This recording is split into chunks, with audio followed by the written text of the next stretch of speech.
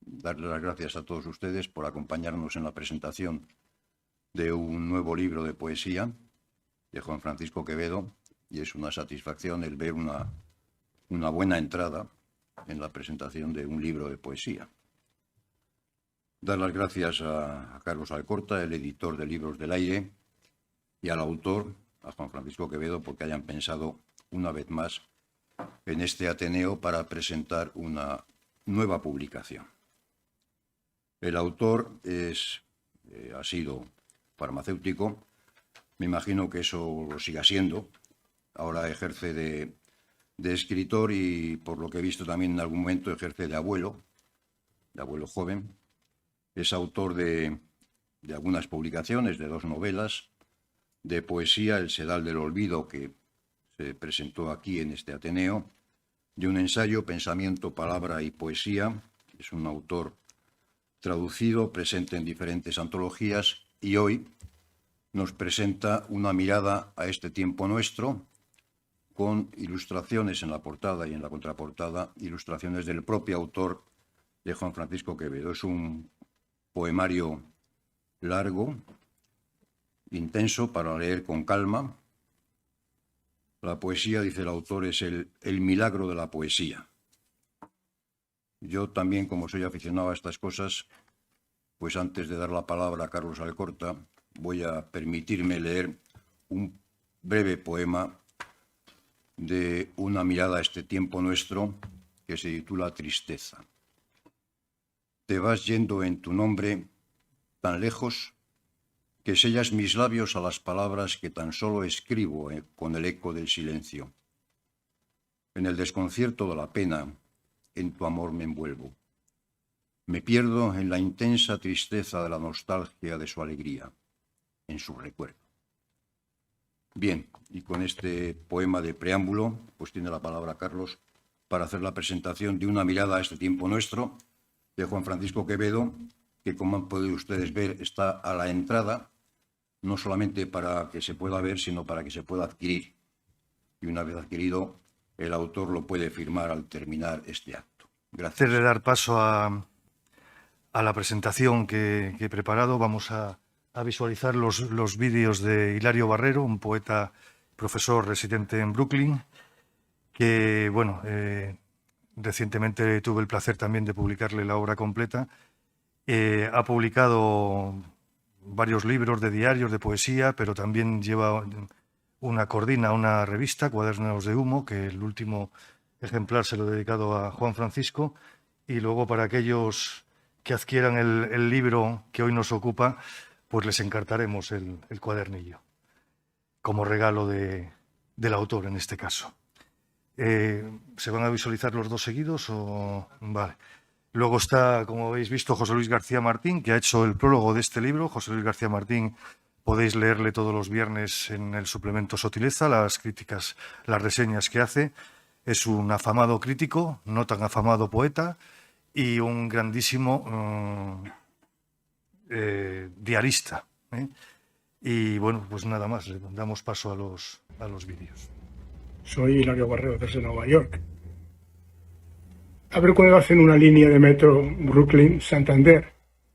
Mientras tanto, me alegra estar aquí con ustedes, escuchando a Juan Francisco Quevedo hablar de poesía en este tiempo de poeta publicado y de abuelo feliz. Tuve la suerte de leer el manuscrito de Una mirada en este tiempo nuestro, el libro que ahora se presenta, y ya sabe, Juan, mi alegría y entusiasmo que me causó su lectura.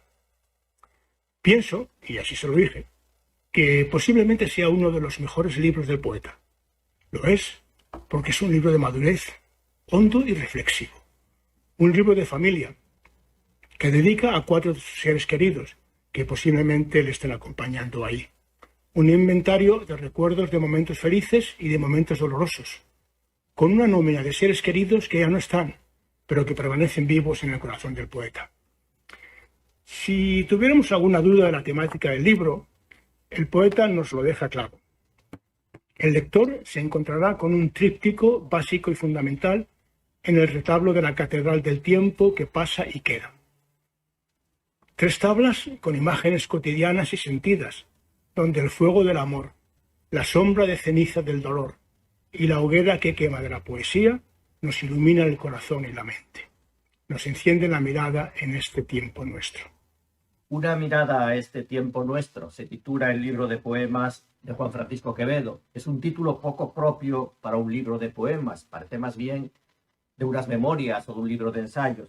Sin embargo, resulta, cuando leemos el libro, muy preciso, porque Juan Francisco Quevedo es un poeta que en un libro habla de todo lo que es importante en su vida, lo que es importante en la nuestra, el amor, el dolor, la felicidad, también la vida cotidiana, pero también los problemas del tiempo contemporáneo. O sea, un libro de una poesía clara y esencial. Yo he encabezado este comentario con una cita de Rafael Morales, padre, que dice así: la poesía que yo he escrito siempre ha tenido una doble vertiente. Por un lado, y más por idiosincrasia que por calculado propósito, un afán de reconocerme, de vivir en ella, de proyectarme en sus versos tal y como soy, tal y como veo el mundo en el momento en el que escribo. Por otro lado, y aquí sí que ya cabe el calculado propósito, siempre he tenido viva intención de lograr que la emoción humana se funda hondamente con la emoción artística, sin la que el poema no puede existir. Aspiro a que las dos vertientes, vida y arte, se unan en la única cumbre. Si inicio este comentario, como digo, con estas palabras es porque evidentemente tienen mucho que ver con, desde mi punto de vista, con el propósito y cómo se plantea Juan Francisco la escritura, no solamente la poesía que hoy nos convoca, sino también la prosa. Y antes de comenzar a comentar el libro en sí, me gustaría subrayar una de las virtudes, y evidentemente no es la única, que atesora Juan Francisco Quevedo, y hablo en este caso de la paciencia.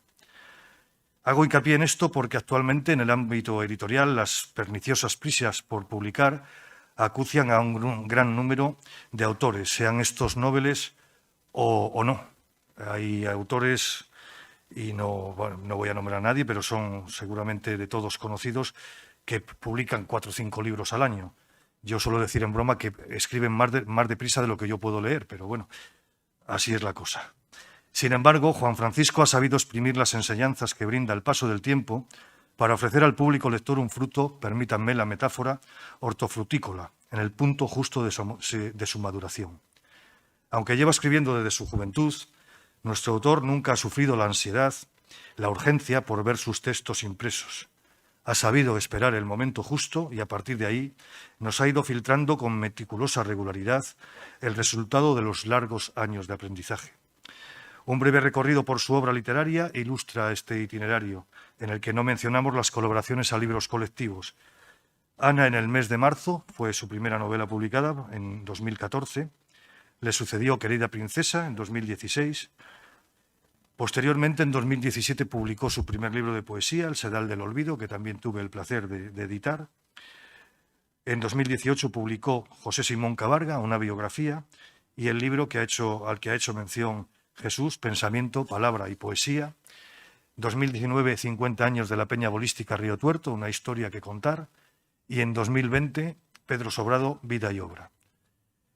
Y es que todo poeta, como bien sabe Juan Francisco, necesita de ese aprendizaje y del dominio técnico para acertar con la forma justa y con la estructura orgánica adecuada al tipo de creación que se proponga realizar.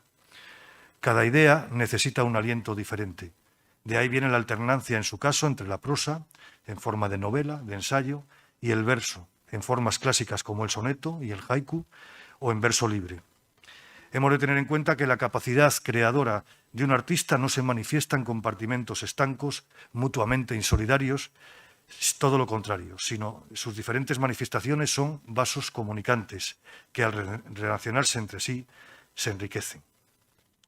Aunque el lector cuando lee poesía, a diferencia de cuando lee prosa, al lector, le suele sobrevenir la pregunta siguiente: ¿supone el poema un fiel reflejo de la vida del poeta? La respuesta, desde mi punto de vista, es contundente.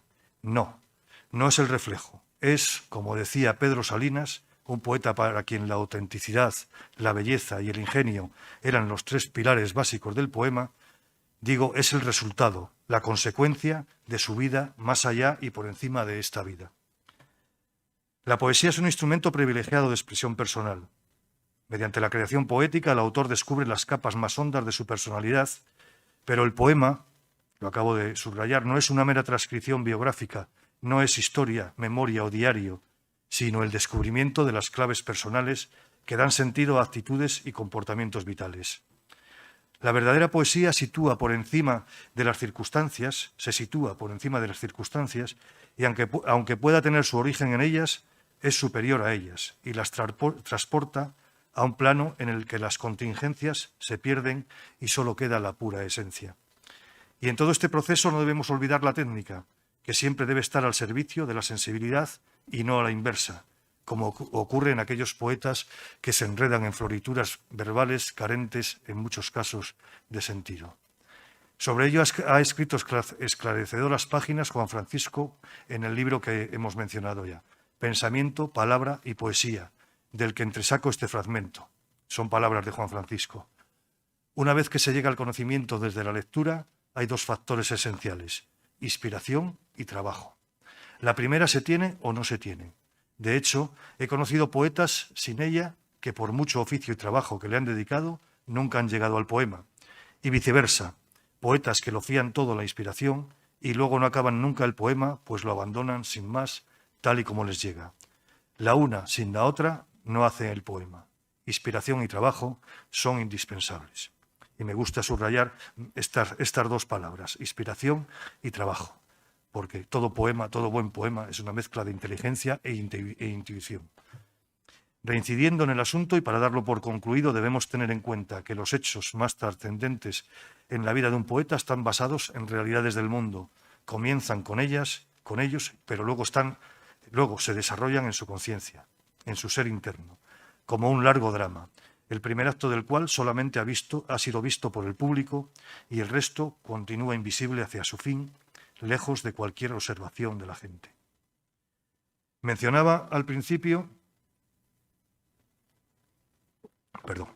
la virtud de la paciencia. Pues bien, debo hacer mención a otra de esas virtudes que atesora, como he dicho, Juan Francisco, la perseverancia. Toda escritura debe nacer de una necesidad interior, ser eco de una voz profunda y conseguir que ese eco se traslade a la página con personalidad propia. Este es un asunto endiabladamente complicado, como pueden suponer. El objetivo principal, según esto, para un poeta es conquistar su propia voz. Esa manera de escribir que le hace único, inconfundible. Esa voz que le permite expresar con plenitud tanto sus sentimientos como su visión personal del mundo que le rodea. Pero esta no es una tarea fácil, ya que todo poeta es, antes que poeta, lector, y no resulta improbable que el pozo de esas lecturas se vaya filtrando en la propia escritura. Juan Francisco lo ha conseguido con creces.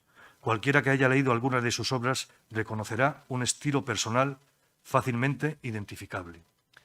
Juan Francisco Quevedo, como hemos dicho, poeta, novelista, biógrafo y crítico de poesía, ha sabido imprimir en cada uno de estos géneros, manejando con destreza los registros de cada uno de ellos, su particular forma de entender la vida, y lo hace con sus mejores armas, con un lenguaje terso, sereno, fluido, reflexivo y lúcido. Un lenguaje, en definitiva, y ya lo ha dicho García Martín, con un mismo tono íntimo y confesional, con todas las reservas que a este término hemos puesto más arriba. Porque aunque Juan Francisco no elude la presencia de lo biográfico en sus poemas, antes al contrario, busca con esa especie de desnudamiento emocional la complicidad del lector, a través de una claridad innata, sin los afeites de la retórica, es, como digo, consciente de que en toda escritura hay una dosis ineludible de ficción. Pero dejemos claro que esa ficción, esa invención, en definitiva, no presupone falsedad alguna. Hay que tener en cuenta que el poeta no miente, solo inventa la verdad, porque, como decía Antonio Machado, también la verdad se inventa. Estamos hablando de una poesía meditativa, caracterizada por una mirada condescendiente y comprensiva ante la realidad, aunque no falten en ella razones para el desencanto. Una poesía vitalista y sentimental, clásica y a la vez contemporánea. Como diría nuestro amigo el poeta Carlos Marzal, es una poesía temporalista, porque trata con hondura del tiempo del hombre que la escribe y pertenece también al tiempo del lector en cualquier tiempo que la lea. Con todo, Lo que más caracteriza a su poesía es la falta de altisonancia, la sordina y el tono nada enfático que ha sabido imprimir en su voz. En estos versos conviven armónicamente el gozo de la contemplación con la meditación que ésta provoca, las sensaciones que aportan los sentidos con la reflexión de orden metapoético y temporal. Cito unos versos del propio Juan Francisco. Busco la palabra precisa que ingrávida flota en el marco de la tersa piel de la patria. Aunque Una mirada a este nuestro tiempo es un libro eminentemente ígnico, la declaración inicial que resumo en estos versos, cito de nuevo versos de Juan Francisco, el tiempo en el que vivo, en el que siempre quise vivir, fue el nuestro, el de los dos, el de los cuatro, el de los dos, el de los que hayan de venir. Digo que estos tipos de versos lo constata, no elude, y lo subrayo de nuevo, la parte más dramática y sombría de la vida, el dolor, del que dice que vive en pasillos límpidos y estrechos, está en el halo sórdido que habita en las hirientes y ásperas miradas de tristes ojos yendo hacia el vacío. Y la muerte, porque forma parte también de la realidad del poeta. Pero esa sordina de la que hablaba más arriba hace que el poeta escriba desde la mesura, con delicadeza no exenta de precisión. Al fin y al cabo, en lo real conviven sin fisuras lo bello y lo terrible. Las correspondencias entre las cosas y los seres son inacabables, y Juan Francisco sabe sacarles partido poéticamente. Las 3 secciones del libro, con títulos esclarecedores, abundan en lo dicho. Amor, dolor y poesía es la primera. En ella, la meditación emocionada procede del otro lado de la cumbre de los años, acerca de las enormes minucias que hacen de la existencia una efectiva amalgama de tragedia y felicidad. Por fortuna, prevalece el asombro y el júbilo ante la realidad.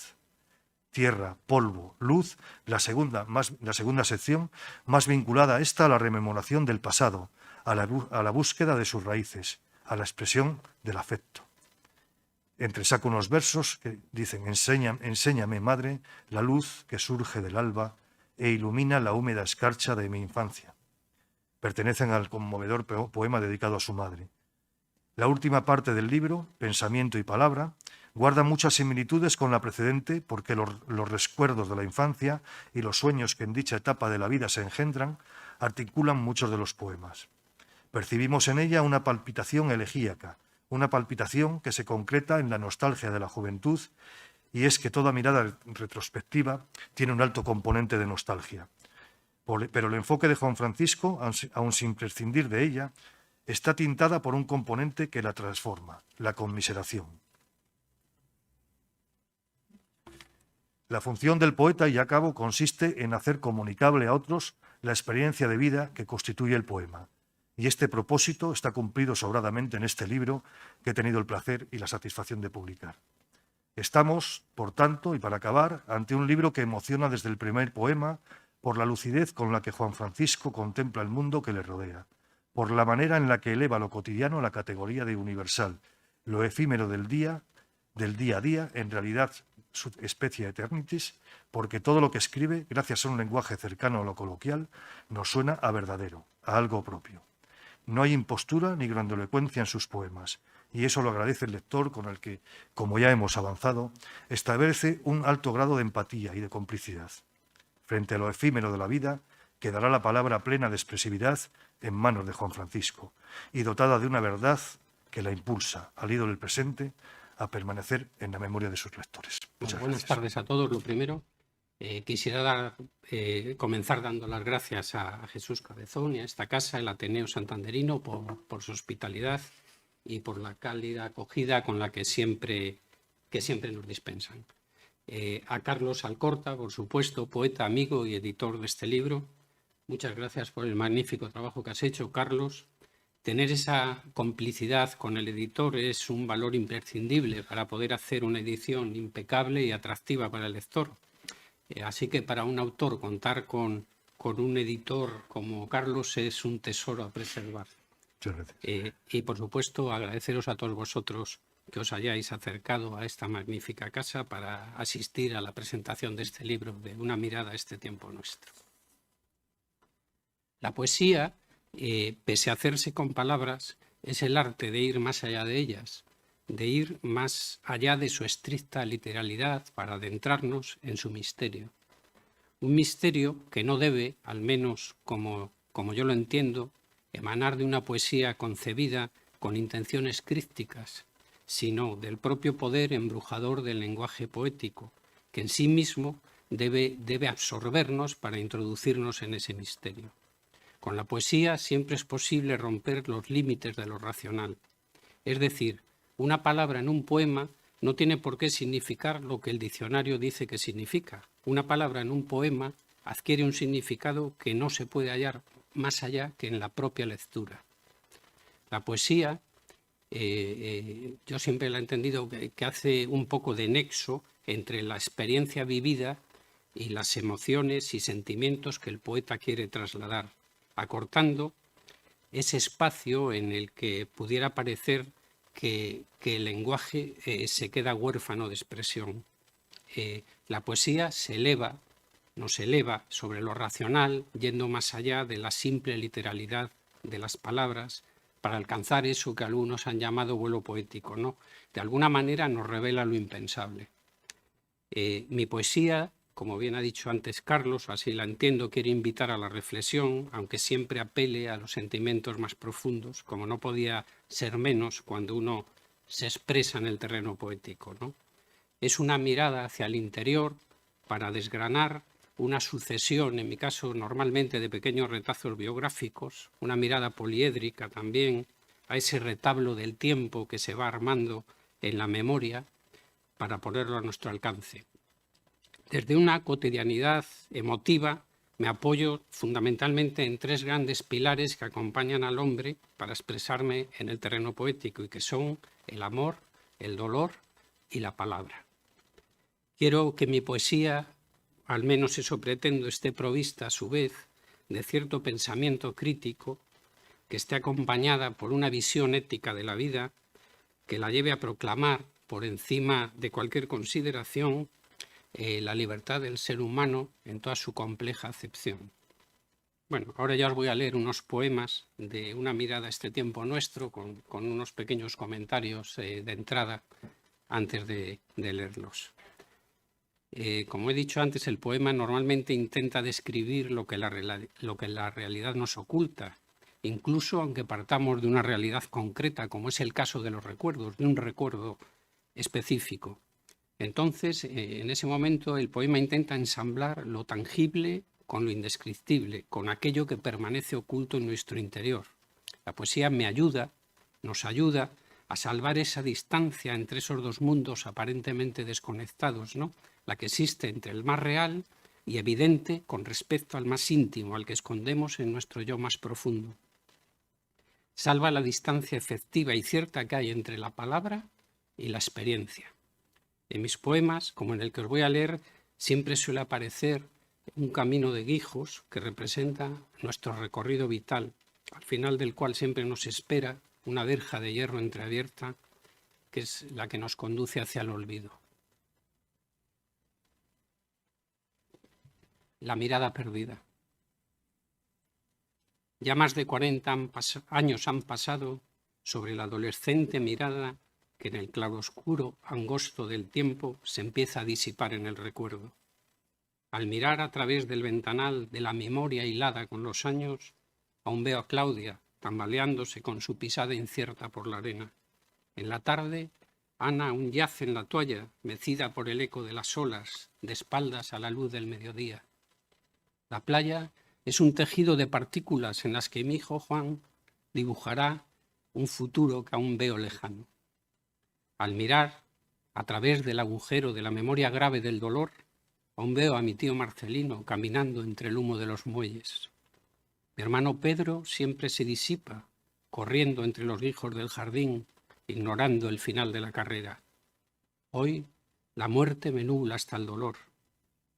Pienso que aún soy demasiado joven y que me queda mucho más por vivir, pero no he podido escapar al tiempo.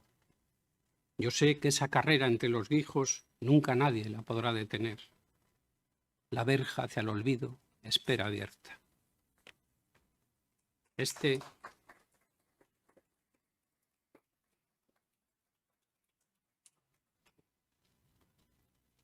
poema, en el que apelo a los sentimientos más profundos, y el amor lo es sin duda, invita a la reflexión, y a poner el foco en esas pequeñas cosas que con la edad cada vez apreciamos más. No son solo palabras. Debo tanto a la incólume fuerza del impulso y el deseo, arrinconando a la costumbre, que creo no haber dejado de besarla al menos una vez cada día desde aquella lejana tarde de un lejano año que se pierde entre las sombras de más de 40 primaveras. Desde entonces he ido coleccionando los recuerdos de todos los besos de todos los días, como otros coleccionan corbatas o desparraman bisutería entre la ropa del armario.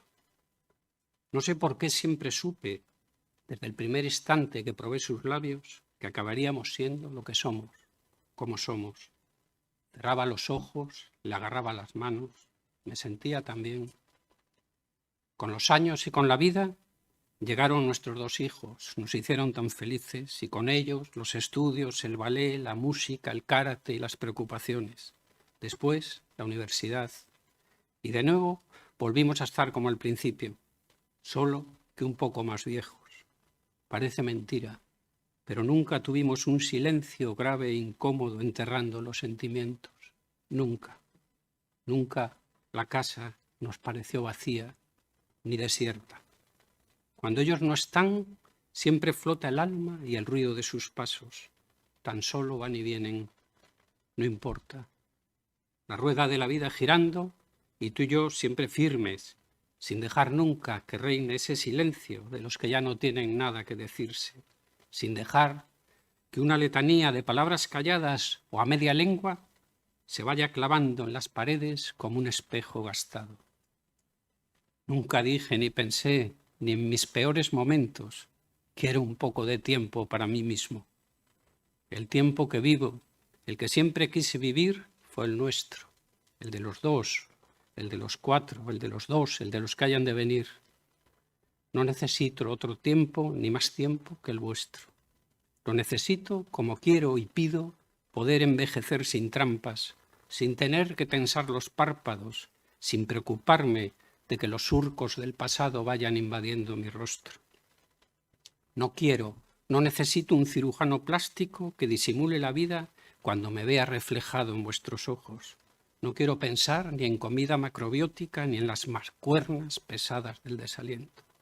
Me basta con este tiempo nuestro, el que me corresponde compartir con vosotros.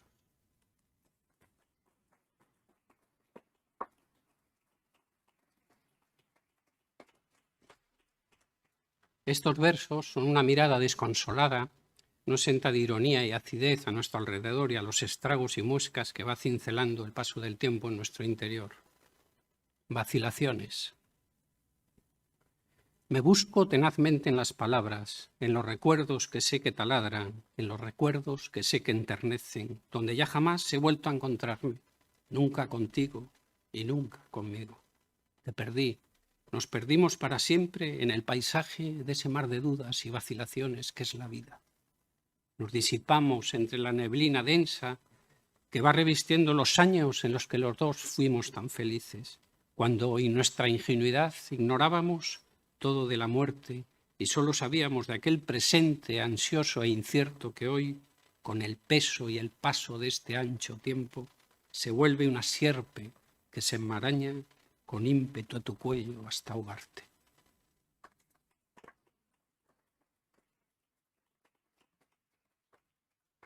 Bueno, este poema que os voy a recitar destila cierto humor, ¿no? En él ironizo un poco sobre esa trascendencia, ese afán de trascendencia que todos de alguna manera tenemos y que somos tan dados a veces a una vanidad exagerada. Le titulo Dandy. Nunca trepé al palo de un mástil ni fui un personaje palmario. Nunca fui un dandy literario ni un literato sin dandy. Nunca una página emborroné por encargo del mismo diablo, que no es otro que el metal vil que nos tienta y esclaviza. Así que nada debo a nadie y nadie ha de deberme a mí.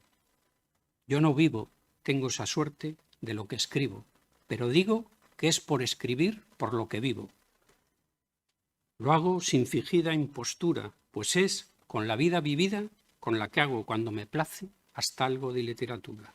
No creo haya de ser poeta maldito, ni ese hombre de letras que hasta para dormir la siesta se viste con el disfraz, con el fiel disfraz con el que ha de representar la pieza de la posteridad.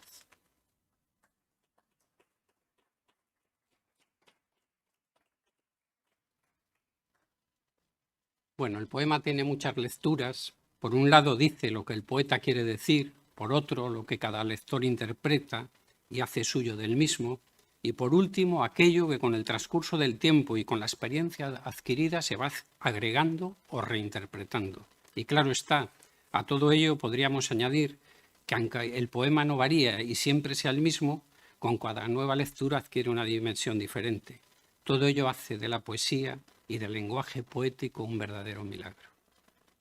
Azotea blanca. Yo nací en un mundo pleno de anhelo y esperanza, en un mundo que aún palpitaba al son de un niño por descubrir quién era y qué lugar ocupaba. Yo crecí en una casa baja con azotea en la que el sol blanqueaba las sábanas limpias que se enroscaban en la cuerda de un tendedero desde el que, empapado por el agua que cabía en un sólido y gastado barreño de zinc, chapoteaba al aire ilusiones por cumplir, fantaseaba con versos inimaginados que algún día recordaré, que resurgirán tal vez con palabras encallecidas de rabia, tal vez con palabras iluminadas de amor.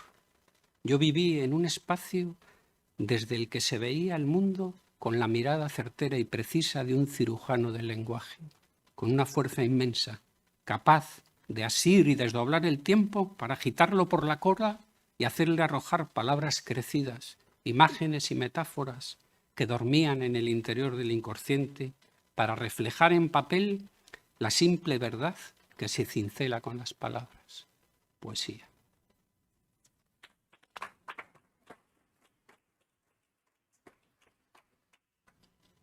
A veces los poetas rebuscamos en el lugar donde se alojan y guardan los sentimientos, ¿no? En la verdad profunda de estos. A eso me llevó la lectura de uno de los últimos libros de Carlos Alcorta, a quien está dedicado este poema que lleva el mismo título que su libro. Aflicción y equilibrio. Un leve rastro de ternura se abre paso entre la penumbra que obstaculiza la inestable carrera de un funambulista que solo busca el equilibrio. Las lágrimas ya derramadas sobre la dermis cuarteada del dolor tiñen las añosas lápidas donde yace inerte un tiempo que fue de aflicción.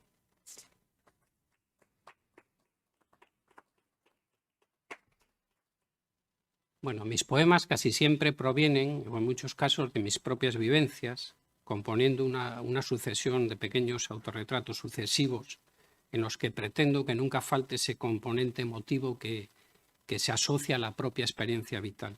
Además, siempre albergo la esperanza de que el lector se pueda reconocer a través de sí mismo en el poema.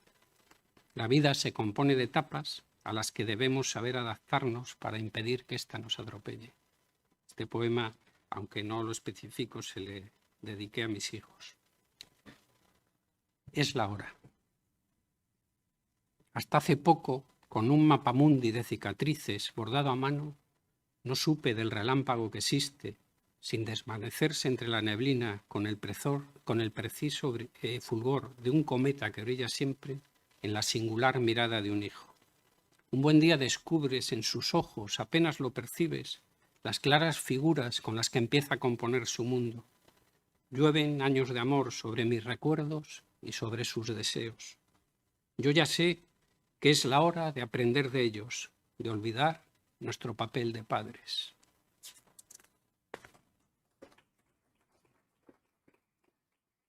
Y ya por último, y para no cansaros además, voy a terminar la lectura con un poema que es reflejo de vivencias generacionales, sobre todo de los que ya tenemos cierta edad, ¿no? Que todos recordamos esos kioscos a los que acudíamos, ¿no? En busca de golosinas y de cualquier cosa de estas, ¿no? Buceo en la conciencia de los recuerdos para rescatarlos del olvido, ¿no? Y tener la perspicacia a veces de dirimir cuáles de entre ellos pueden interesar al lector y que desde su experiencia personal se pueda identificar con ellos. Y en este caso espero que así sea. El kiosco de la esquina. Ya no somos los niños que se morían por una barra de regalí de palo, ni los incipientes muchachos que olvidaban sus problemas tras un triunfo de Ocaña en el Tour. No, nunca nada volvió a ser tan fácil como cuando descargábamos nuestra furia en el patio de colegio, golpeando un balón de cuero contra el paredón de la vida. Pues muchas gracias.